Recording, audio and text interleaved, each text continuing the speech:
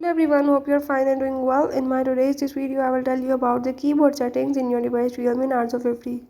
Before starting the video, if you're new to the channel, do subscribe and press the bell icon.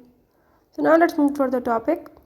If you want to change the keyboard settings or if you want to do the keyboard settings, you can do this by the method as I'm showing in this video. So follow the steps and watch complete video and learn how you can change the keyboard settings or how you can do the keyboard settings in your device Realme Narzo 50. Let's watch the video and learn about it.